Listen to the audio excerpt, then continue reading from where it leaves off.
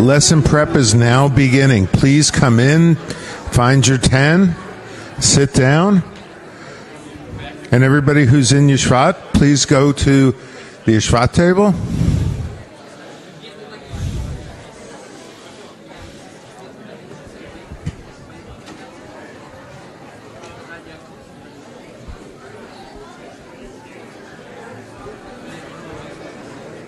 Friends, please come in and find your seats and your 10.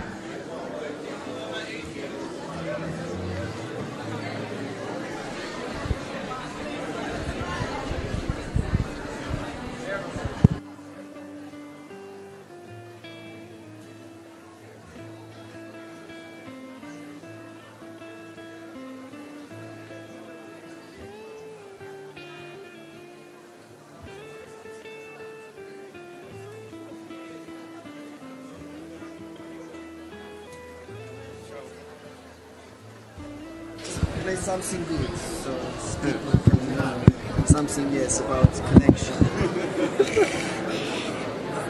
We will try. Look at that. That's years of practice right there. Being revealed. Choo-choo. These guys. Yeah.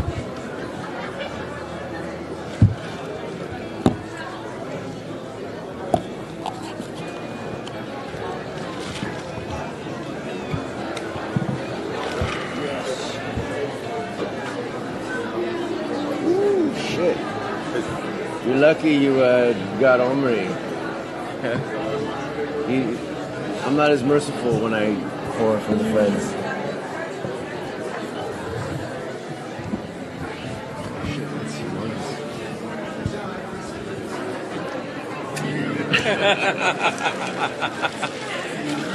He's a madman. Joe? There you go, John. We all It's too early. You didn't want Maybe a little. right? I mean, I told what it is. just Give me like some. I don't even know.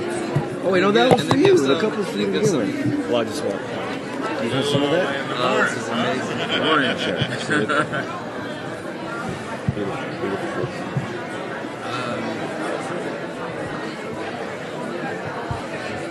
All right, John's gonna share L'chaim. One of the Johns. Go. Go ahead. Wait, which one? What is the? Okay, so. Okay, I want to raise the l'chaim. Friends, Ask him less of it. It's okay. please come into the hall, find your I 10s. feel like this Congress is really. Everyone who's participating in Yeshvat Havarim, please go to the table. That, each and every day, it's like. Preparation has begun. It's like one Congress, the experience.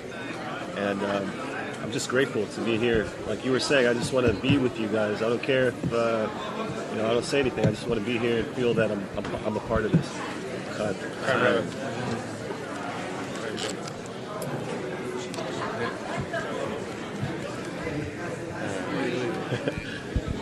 Everybody, please come into the hall.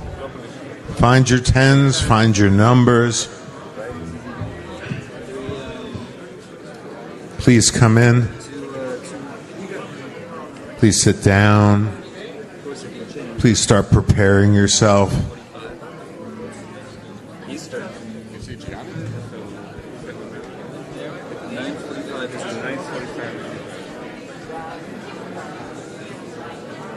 All right. There he is. There you go. Let's go.